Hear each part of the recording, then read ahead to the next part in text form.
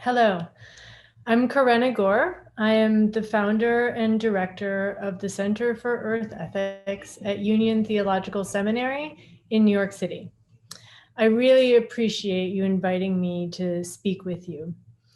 I want to especially thank the Institute for Religious Studies and the Faith in Climate Initiative. 1 year ago, I had the opportunity and the great pleasure to travel to Brazil, and I was in Recife.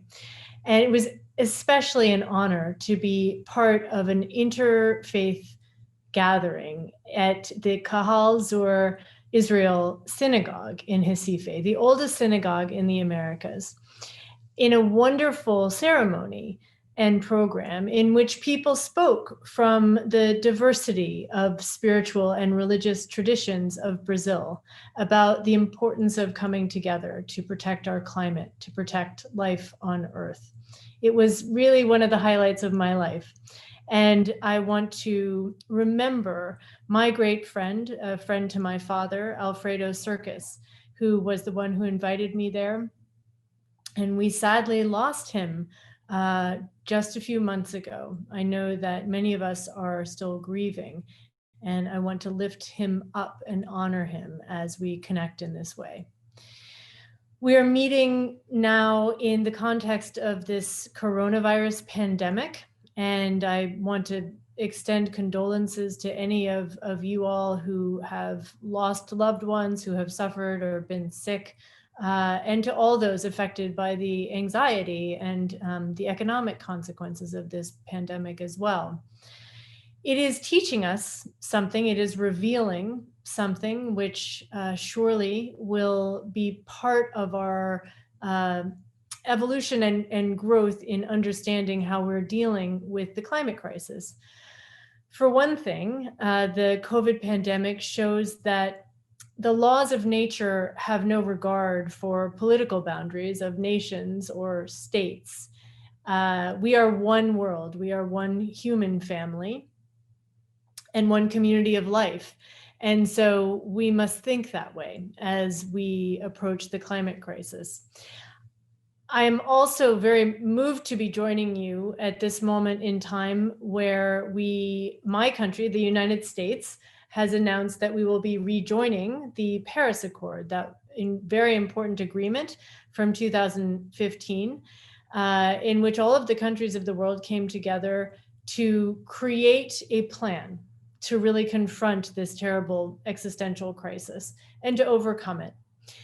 The reason why we are rejoining is because we just had an election. And I know you all know this, but I wanted to give you my perspective on it. Joe Biden and Kamala Harris were just elected, and climate was very much on the ballot. It was an issue that was raised, and there was a stark contrast between the two candidates. President-elect Joe Biden has made clear that climate is a top priority. He has listed his 4 immediate priorities as COVID, the economy, climate, and dealing with systemic racism. And he just named former Secretary of State John Kerry to be special envoy on climate change. I watched John Kerry give remarks just a few nights ago, and he said this, which I think is quite interesting for those of us working in the intersection of religion and climate. He said, quote, "President Joe Biden will trust in God, and he will also trust in science to guide our work on Earth to protect God's creation." This signals an understanding that engaging religion will be crucial to the approach that the Biden administration takes on climate action. And it signals us, those of us who work in this intersection, how important our work is. My own work is centered at Center for Earth Ethics, as I mentioned. We draw from the world's faith and wisdom and indigenous traditions to solve the ecological crisis, to join with others to solve it. We work through education, convening, public discourse, and movement building. I really believe that interfaith dialogue is a powerful force for good in the world. The reason is that it distills values that we hold in common, regardless of doctrine or dogma. And it also can help unveil or unmask or reveal the assumptions and the belief systems that are in secular society. This is very important because we have a value system now, the dominant value system globally has, and certainly the economic paradigm, has been based on short-term monetary gain, no matter how destructive it is. And this doesn't measure pollution. It doesn't measure depletion of resources and of the carbon sinks of the world. And it doesn't measure inequality of outcomes and opportunity. There's an attitude of domination towards nature, as if there were no limits and no reciprocal obligation of care. And we've seen these two mega trends shape the world that we live in today, the pollution and the depletion. Of course, this value system does not affect all equally. And one of the things about the climate crisis is that it really pushes us to think about our moral obligations to one another across space and time and even species.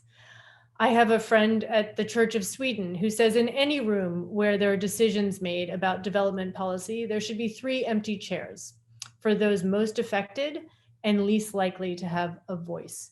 And that is for the poor and marginalized in the world, future generations, and all non-human life. When you think about it, had we considered those 3 empty chairs, we would not be in this perilous situation today. I think of the teaching of the great Buddhist thinker Thich Nhat Hanh, who said, "We are here to awaken to the illusion of our separateness." We can see now the impacts of the results of this system, this mistaken value system. We see the storms, the droughts, the wildfires, such as those that have been raging on the west coast of my country, the United States, just this past year, the rising sea levels, and so on. And the scientists warn us that if we do not hasten our transition to clean, renewable energy, if we don't protect the carbon sinks of the world immediately, then of course, this will get incrementally, exponentially worse. Brazil is so important to the whole world. I have been so moved by the diversity and the richness of Brazilian culture, the wisdom within it. And I've also been struck by the potential for leadership in the world in changing the economic development paradigm, which we so badly need to do. I also believe that from Brazil, you can lead the world in understanding the moral and spiritual dimensions of this crisis. And that can be done through respectful interfaith dialogue, especially when it is inclusive of indigenous traditions. One thing is for sure, as important as data and science and technology are, they are not enough for us to overcome this crisis. We know that half of the greenhouse gas emissions that are in the atmosphere right now have been put there in the last 20 years, which is the time that we have known the most about this cause and effect crisis, and the time when we have had the most available alternatives. And so we must look deeper. We must look at the root causes, and we must engage people on the level of morals and values and ethics and faith. And remember that religion can and has played a very powerful role in the world, in social change in the past. For example, Bishop Desmond Tutu said that scriptural teachings made a difference to ending apartheid in South Africa. Mahatma Gandhi's notions of satyagraha, meaning truth force, and ahimsa, or nonviolence, helped to bring down imperial rule in India and inspire many others around the globe. And of course, in my country, the United States, it was a Baptist preacher, Reverend Dr. Martin Luther King Jr., who rose to lead the civil rights movement, calling for a revolution of values, drawing from those ancient sacred teachings that he held dear, and inspiring people across racial and economic lines to come together for a better society. At its best, religion can create a sense of belonging that goes beyond partisan or political lines and really call us to be our better selves. We know how much is at stake. We know that we must partner across the world.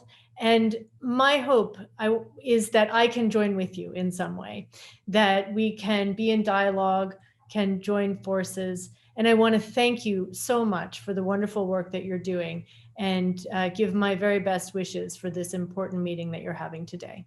Thank you.